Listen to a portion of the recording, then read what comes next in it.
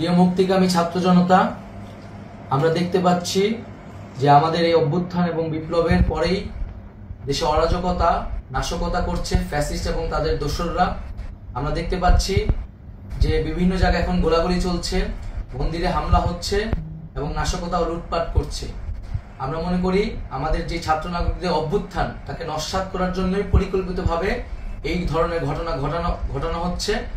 আমরা মুক্তিকামী ছাত্র জনতাকে সজাগ এবং সতর্ক থাকতে আহ্বান জানাচ্ছি এবং আমাদের যে অন্তর্বর্তীকালীন সরকার, আমরা সেই সরকারের যে প্রস্তাবনা 24 ঘন্টার সময় নিয়েছিলাম, জরুরি পরিস্থিতি মোতাবেক আমরা এখনই তার একটি রূপরেখা ঘোষণা করছি।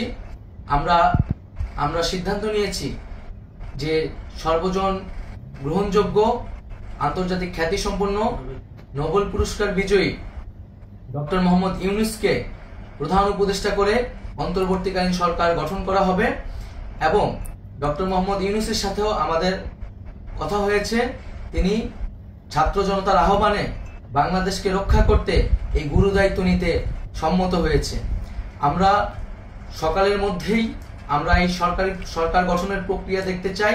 রাষ্ট্রপতির কাছে আহ্বান থাকবে যে দ্রুত সময়ের মধ্যে ডক্টর মোহাম্মদ ইউনূসকে প্রধান উপদেষ্টা করে অন্তর্বর্তীকালীন সরকার গঠন করা হোক এবং এই অন্তর্বর্তীকালীন সরকারের বাকি সদস্যদের নামও আমরা সকালের মধ্যে ঘোষণা করব।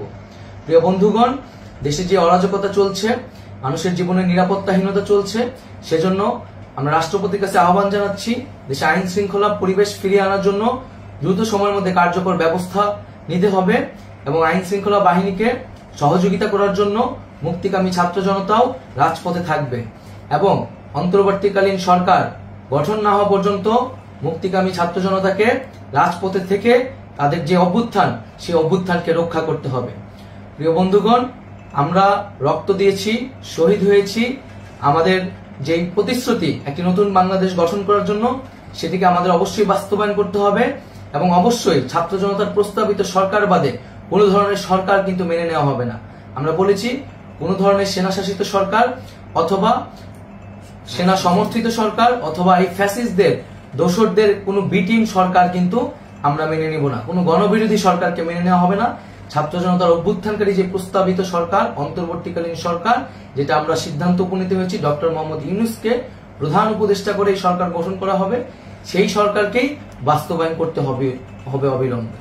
আগামীকাল সকাল থেকে সকলকে আহ্বান জানাচ্ছি রাজপথে থাকার জন্য এবং আমাদের যে সাম্প্রদায়িক সম্প্রীতি এবং রাষ্ট্রীয় সম্পদ রক্ষা কমিটির ঘোষণা হয়েছে বৈষম্যবিরোধী ছাত্র আন্দোলনের নেতৃত্বে, সকল পাড়ায় পাড়ায় এলাকায় এলাকায় সেই কমিটি পাহারায় থাকবে। আমাদের সংখ্যালঘু কমিউনিটিকে আমাদের রক্ষা করতে হবে, রাষ্ট্রীয় সম্পদ এবং এই দেশকে রক্ষা করতে হবে আমাদের।